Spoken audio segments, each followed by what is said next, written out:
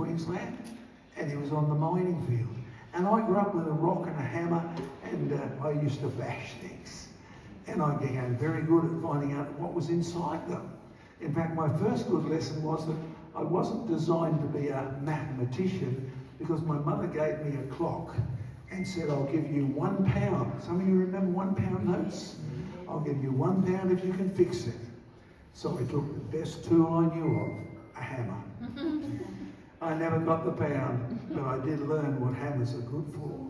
And they're really good for opening up the rocks and figuring out how big sharks used to be.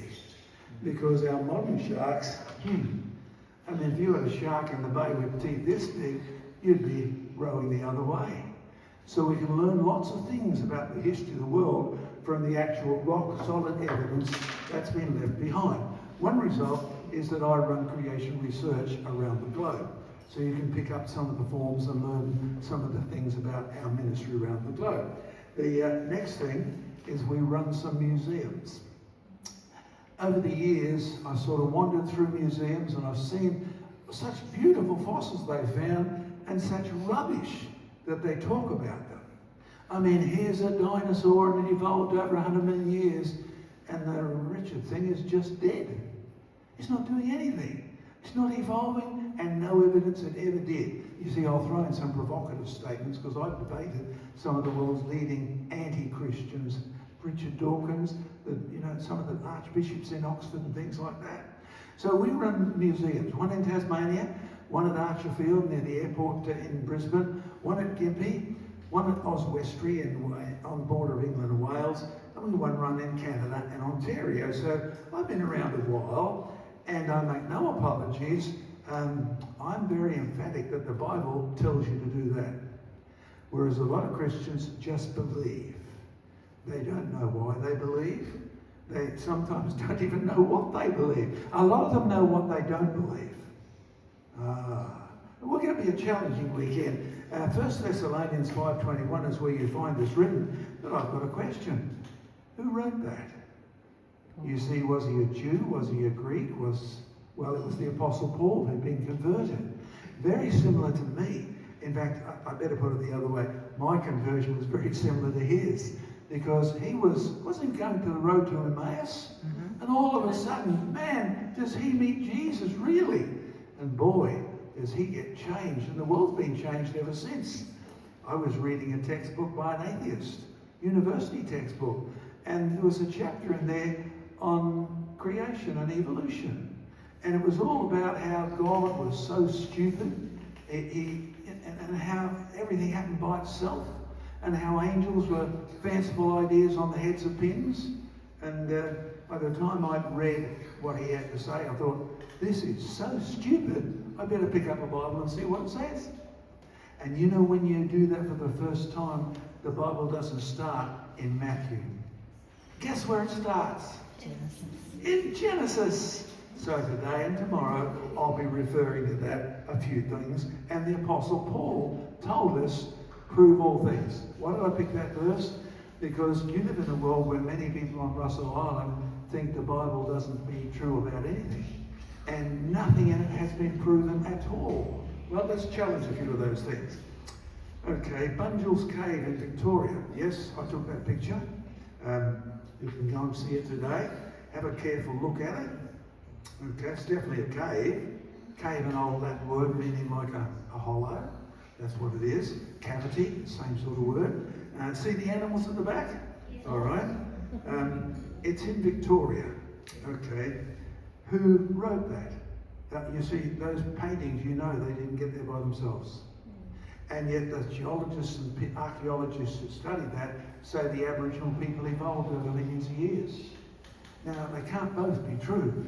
There's certainly a creator behind those paintings. Somebody took some white clay and made it do certain shapes. Do you recognise what the shapes are, by the way? Dogs. I mean, come on. Turtle? What are the dogs? Dingo. You're in Australia. You're in Dingoes. Victoria. What are the dogs? Dingoes. Dingoes. Very good. One of our guys runs a museum and has for many years run the tourist museum in Tasmania that deals with seahorses and fishes. and he's really good at animal photographs. He took that picture up in Darwin. His name is Craig, not the dog. Craig is the guy who works with us, right? And there's no doubt about it, it's a dingo. Look at the tail. You see, when you look at your funny little curly dog with a short tail, or some of the big long ones, tails and dogs are very distinct. I don't know if you love your dogs or not, but we can do a map of the dogs that are all in the same family because of their tails. Creation. Yeah, the Bible says all things are created. Not even dogs happen by themselves. There's a dog you find in Israel. In fact, when Abraham moved into Israel and he wanted to keep sheep, he got some of these, and we've used them in cattle breeding and dog and sheep breeding ever since. Crossbred them. Wow. I'll tell you what, you find dingoes in Canaan. And if you go to Saudi Arabia, look at that. Even in the rock carvings. Now, if you love dogs like I do, I had to sort of comfort my big German Shepherd before I left. I'll be back tomorrow, don't cry. He's a real sook, you know. And but yeah, they'll do as he's told. Okay. Oh, look at the tail. There it is again. Even in their artwork. Canaan, Saudi Arabia, Australia. In fact, you can go looking on Google and you'll find lots of references to this for thousands and thousands of square kilometres of planet Earth. And look at that. Over there in Africa, we have the Basenji dog. Can you see the same colour and the same structure and the same tail? Because I can. I've grown up with dogs ever since I used to sneak them under the bed covers and my mother didn't know. Yeah, I got to be very familiar with dogs and their fleas particularly. All right, so when we have a look at dogs, we've got dogs. Hey, do you see that one on the top of India? I know this is true because I've been to India. And there was a lovely, godly Christian gentleman who was using his profits to put poor children through school, pay for their uniforms, pay for all their equipment, a godly man and willing to use every penny he had. And this is the view out of the front window of the school. You see, he wasn't in charge of the street, the local council was. Hey, don't tell you need a rubbish cleaner. But can you see the dog? It's a dingo, again. I'll tell you what, these dingoes and dogs are everywhere around the planet. The dingo is legendary, says Google, as Australia's wild dog, although it also occurs in Southeast Asia. Wow. In fact, they got a statement there saying it only got here 3,000 to 4,000 years ago. All the DNA in that certainly backs that up. Oh, we haven't got to Australia yet, because on the way you pass New Guinea. We've got a guy who's a missionary who's worked in New Guinea, now works for us. And you know, you see these singing dogs, they don't bark. Singing dogs. Most people have never seen them, very few have heard them, but look at the tail. Amazing. When you go through, you find genetic evidence that dingoes and New Guinea native singing dogs originated in South China. How do we know that? See, by the time we get up to China, you discover some interesting things. Come on, let's be honest. Have you ever dug up a dead dingo? No. How would you recognise it? I've got a fossil dingo, which is pretty rare, but the bones in its nozzle are not exactly the same. Its snout is a little different. Its teeth are very distinctive. So when you have a look at one other thing, they're in the Bible, and they're mentioned. His watchmen are blind, said the Lord. They are all ignorant. They are all dumb dogs. They cannot bark. Not they do not bark. Sometimes your dog chooses to not bark, but these ones say they cannot bark. They're sleeping, lying down. Hey, gee, dogs love to do that, don't they? My dog just looked at me and then went and lay down in the sun. And I went down to catch the ferry. The Basenji dogs and dingoes don't bark at all. Or the mother will to the puppies, meaning get off me, get off me. You can actually see communication occurring. Do dingoes live in China? Well, all the evidence I've got, particularly from their bones, is that you find them from North China all the way down to Australia. And in fact, you find them all the way across to Africa. But we can go further. Not only have you found the remains in northern China, Don't some societies bury their dogs with their people? Yes, they do. In fact, have you seen some of those very heart-wrenching pictures of a dog lying on the top of a coffin? They form an incredible bond with people. You see, you can pick out the dingo bones. Their muzzle is longer. They have longer teeth. And they only have one copy of an amylase. Oh, that's too big a word for this early in the night, isn't it? It's one of the parts of your DNA that helps you digest sugar. Have you noticed that dogs aren't really into eating sweet everythings? They like savoury meats and things like that. Okay, by the time we get to North America, look, you got dingoes. How come you didn't hear any of this at school? You know, I've worked with Aborigines in North Queensland and native New Zealanders, and I've recorded videos with Aboriginal elders, and they don't know this. Neither do the North Indians, because unless you travelled like me, you've never seen a dingo outside of Australia. You've been told they're native to Australia, and they're not. In fact, one of the earliest publications of Indian dogs in North America was back in 1920. They are all descended from Asian dogs. Hey, I wonder why they want you to think that dogs evolved over millions of years when you've got plenty of evidence that there are dingoes everywhere. And they've always been dogs. You know, when I first got involved in this, that's the thing that I found really difficult, because I used to think evolution was wonderfully true. And John Mackay used to be a hairy orangutan who grew up, lost his hair, got bigger brains, and turned into a qualified geologist. Now, I'll tell you what, I haven't found any evidence that's true at all. Not amongst people or amongst dogs, but that brings us back to Bunjil's Cave in Victoria. Bunjil, by the way, is the name of their creator. And depending on which group in this Victorian tribe you're talking to, Bunjil could be an eagle or another animal. But the one thing the Aboriginals are emphatic upon is that nothing happened by itself. They were all created. I don't know if you've talked to Aboriginal people about their stories, but I remember sitting down in the dust of Western Australia in the desert, because at the University of Queensland I'd given a lecture and almost everybody laughed. My lecture was all about the evidence from Australia's Aboriginals that they also got off Noah's Ark. And therefore the Bible story is true through Aboriginal stories. And I got laughed and laughed and laughed. And the lecturer said, "You're just reading your own version of biblical history into it." I thought, well, that sounds a fair enough comment. So I'll sit on the ground in Western Australia talking to an old Aboriginal elder, and I said, "You tell me your story, I'll tell you my story." So he told me a story about a big raft, and on it there was cockatoos and kangaroos and food for the lizards. And then the whole thing finished with a rainbow. By the way, there was no promise to never be a flood again, but the similarity was undeniable. And I said, "What do you think?" after I told him the biblical story of Noah. And the Aboriginal elder said, "White fella story, black fella story, same thing, boss." I thought, you're more authoritative than my university lecturer. So can I encourage you? Pick up some of the brochures, come and visit our museums in Australia, in Tasmania, Archerfield and at Gympie, or if you're hopping up to UK, Oswestry's on the border of England and Wales, or if you're in Ontario, we've found some fabulous stuff there as well. Oh, see, there's a few points going through here.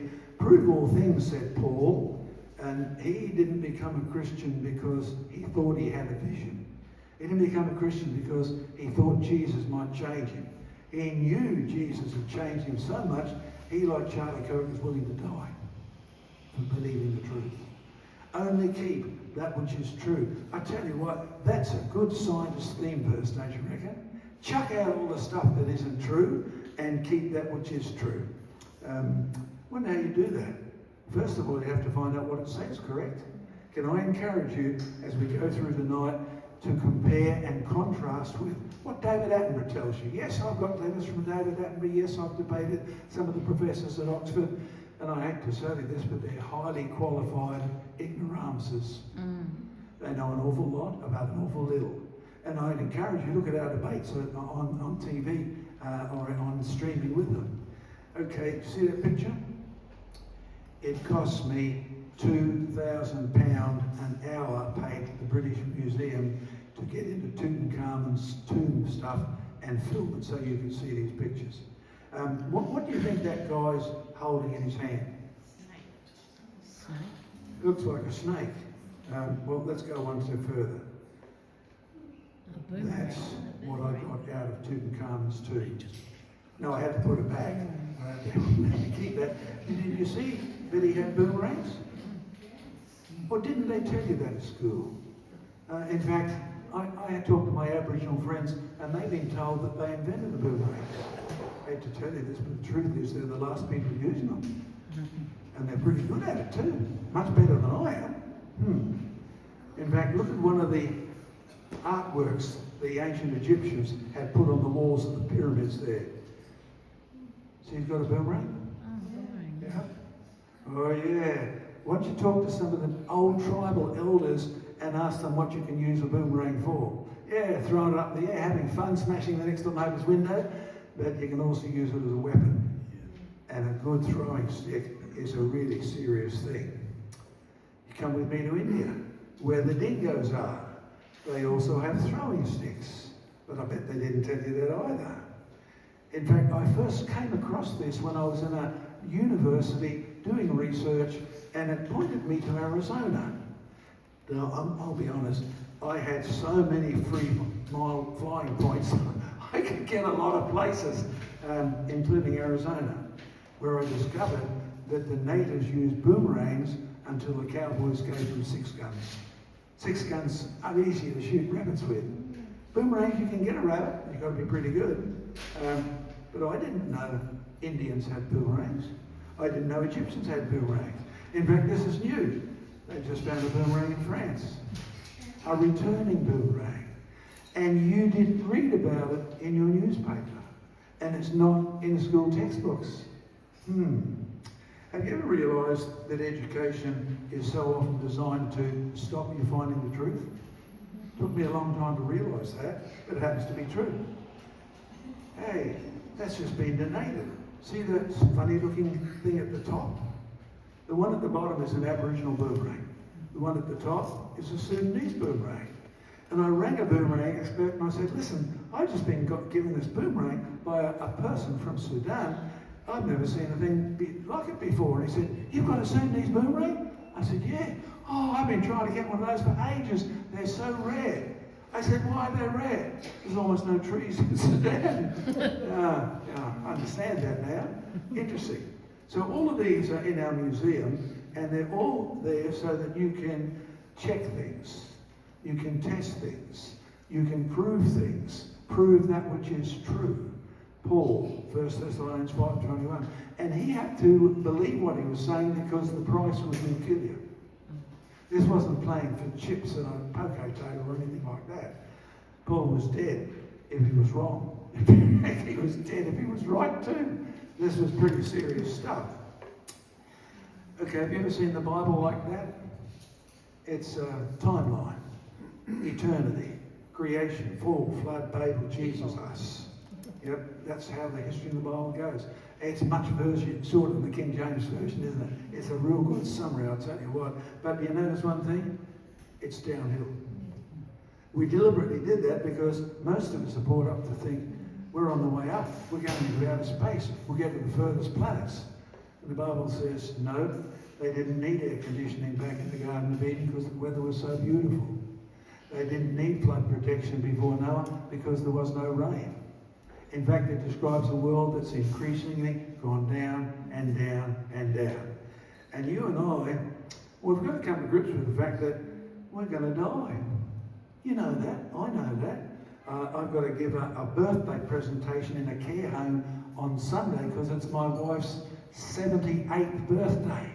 Can you imagine a birthday cake with 78 candles on it? When we light it, the building will burn down. Now, Methuselah would have said, why are you bothering with such a short birthday? Because the Bible says he lived to be 969. Wow. We're not living longer, we're living shorter. Okay, there's the big picture. in the Bible. The Bible says man didn't happen by himself. The Bible says you didn't come from apes and orangutans and gorilla, and John Mackay didn't make you out of Lego blocks. But you were made. And then it says in the New Testament, God has made all nations from one man. This is the apostle giving the first university lecture to a group of academics. God has made all nations, you Greeks included, from one man.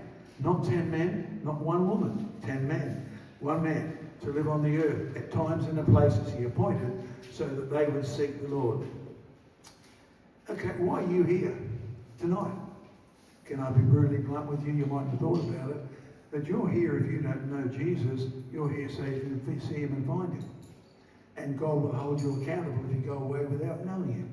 Because you say, my servant John told you. Why did you ignore that? God has made all nations, black, white, indigo, pink, Chinese, Asian, Australian, to live on earth at the time and the places he appointed. Yeah. So why did my dad come to Australia as an atheistic unbeliever? So that John Mackay could find the evidence and become a Christian. Hey, listen, when you're praying for the guy who killed Charlie Kirk in the USA, he needs to be saved. Much more than needs to be punished. Can I encourage you to pray for salvation? Because King David in the Bible was a murderer too. Yeah. God has room for murderers to be saved as well. Okay, there's the history. 6,000 years ago, there was a bloke called Adam. Just one bloke. And we all come from him. I wonder if he was brown. I wonder if he was our dark brown colour down here. I wonder if he was spotted like we Scots are. You know, my dad didn't know he had freckles till he came to Australia. It's interesting. And there's the brown colours and there's yellow colours. And then you have the Tower of Babel, several hundred years, 4,200 years ago, and the Aboriginal Chinese and the Jews are all descended, and they'll my, and so are you. Can I encourage you, if you want to follow this up, there's so much more. We've got a couple of question times coming up, but it's all on video, all on streaming, and it does cost you a bit to keep our streaming channels up. But if you want to join, pick up the materials over there and find out how to do it. Now, do you dig fossils? Because I do. It's about the only way you can find them. There am I on the Darling Downs, in the middle of a drought. Hey, the farmer's put a dam in. The dam is drying out. The farmer is extending the dam. It seems to be a never-ending fight, isn't it, in Australia? And as he was extending the dam, look what we found. Bones. Big bones. In fact, they were the bones of a giant kangaroo. Yep. Look at all the glue we're using to make sure they stay together. This guy's in my back shed. I'm sorry that you don't have one, but it doesn't leave room for much more. Look, see the one on the left? One Australian giant kangaroo. The one on the right? That's your present day big red. Kangaroos used to be much bigger. But then the Bible says people used to live much longer. And the Bible says there was no summer, no winter, no flooding, no rain until after Noah. A lot of things there weren't. Hey, we've just put that one in our museum. Do you want a pet kangaroo? Skippy, Skippy. Man, thumpy, thumpy, I tell you what. That's just gone into our museum to give people an idea, along with the size of many other creatures. Oh, you see, we had a fossil dig up on the Darling Downs a few weeks ago, and we scored that. Yep, a lot of digging, good exercise. Not too much sunshine, because that sort of gives you skin cancer, so you use plenty of the non-skin cancer stuff. But I happened to spot a kangaroo tail poking out of the bank of a creek.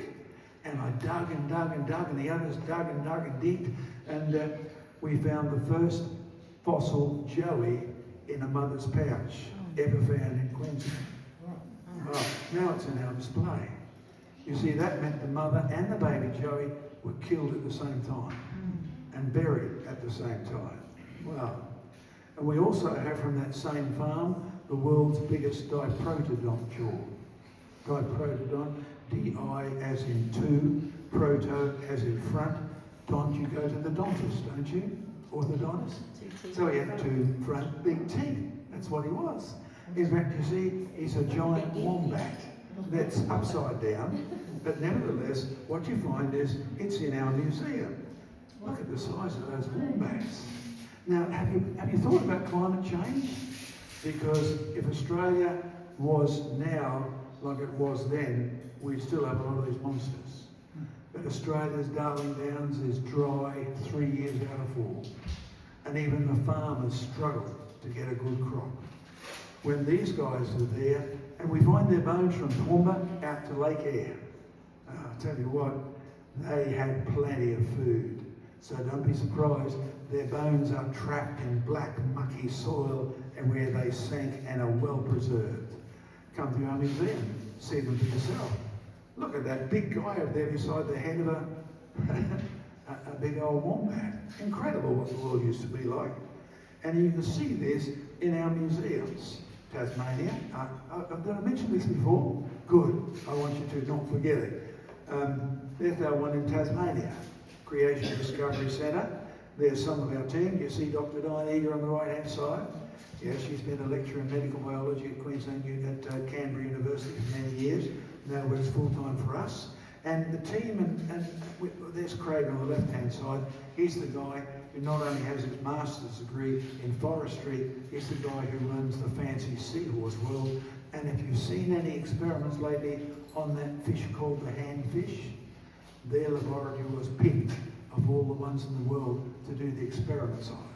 I say that because you see, people say, oh, creationists don't know what they're talking about. They're not real scientists at all. To be a real scientist, you need to know that you have to test things, try things, prove things, and only keep that which is true. Okay, here we are at Jurassic Ark in Gympie. There's yours truly, leaning against one of our... Hey, what is that? That's a goanna. That's how big they used to be. Can I encourage you to realise that our goannas today are tiddlers? I remember going to Stradbroke Island many, many years ago before it was even part of Queensland. You know, in fact, being joined by Jovial Peas, etc. And my friend said, oh, there's a wretched goanna breaking into our chicken pen and stealing eggs. And he took his shotgun out and we were going to go hunting for this goanna. I'll tell you what, innocence is almost the same as ignorance. Do you know one of the things I've discovered about goannas from that little expedition? You put the gun up, you shut your eyes because you've never played with a shotgun before, and you miss by miles. And then I discovered one thing, that the goanna gets frightened and it runs up the highest thing it can find. Me. You ever had a goanna scritching in your head? You learn some things. But aren't they tiny today? My wife, if she saw one of these in her backyard, and we do have them, we live in the Brisbane Bay area, she would go, ah! And it's ever so tiny. And we know that it's the same as the big one because you see the head of the tiny one on the left-hand side, bone for bone, tooth for tooth, nozzle for nozzle. The one on the right-hand side is the fossil one that was found on the Darling Downs, not far from our giant kangaroo. And what about that? Hey, come to our open day museums. We've got a snake expert working with us. I've been praying for many years for young men to be raised up, young women to be raised up, who are experts in this field. And he breeds snakes. I'm not even silly enough or bold enough or whatever. But he brings his snakes along and shows you how to hold them properly. Now, that's a python, correct? To me, they're pretty harmless, unless they get around your neck. I've seen them actually do that. Well, there's a fossil snake. The scientist who found his whole skeleton, look at the size of the bloke there. The scientist who found Titanoboa said he lived in a world that had excess CO2. So the plants grew incredibly and the climate was moderated because of the CO2. Now, I gave that lecture at Oxford. And what was interesting is that one of the scientists who were there reported on his results. And one of the farmers who was there said, I've discovered if I pump the CO2 out of my exhaust into my seed drills, so it's all through the ground, the plants grow better and faster. Or didn't they tell you that either? Because we live in a world where CO2 is blamed for everything bad, and it's most possibly responsible for giant kangaroos and giant snakes who didn't need to eat you because they could probably get fruit this big. Oh, you haven't seen reptiles eating fruit? Go looking on the internet, you'll even find snakes stealing grapes. Yeah, and in fact, it's interesting. I've seen alligators, or crocodiles rather, come along in flood times and leap up into the trees in the Amazon, bring the fruit down and munch it up. You see their teeth have got just the right spaces in to pluck fruit. Or didn't you think of that before? You see, when we look at the creation, we look at it from the point of view of everything being like it is now, always. And the Bible says, no, it started up there, and look how sadly it's gone downhill. I bet you're glad he's gone downhill, eh? Look at the size of that shark. Man, you can see them up at our Creation Research Museum at Gympie. Can I encourage you to come up there sometime? And it's quite a long trip from here, to be honest, but it's really worth the exercise. When you have a look, there's a key point that I've learned. One of the reasons that my dad was an atheist was the theory of evolution. It's quite open. If Darwin was right, the Bible couldn't be. If everything happened by accident, then no God was there to create it. If everything happened by accident, there was no God to say this was right and that was wrong, so there couldn't be any sin. Charles Darwin and atheism and Karl Marx went hand in hand. False knowledge leads you away from Christ, and true knowledge points you to Christ. True knowledge doesn't save you, by the way. True knowledge just tells you you can be saved, and you must respond to Jesus Christ at your level. You can't bring a society to Christianity by saying everybody will be a Christian. The early Romans thought they could do that. It didn't work like that. True knowledge points you to Christ, and you discover that Jesus is the way, the truth, and the life, and no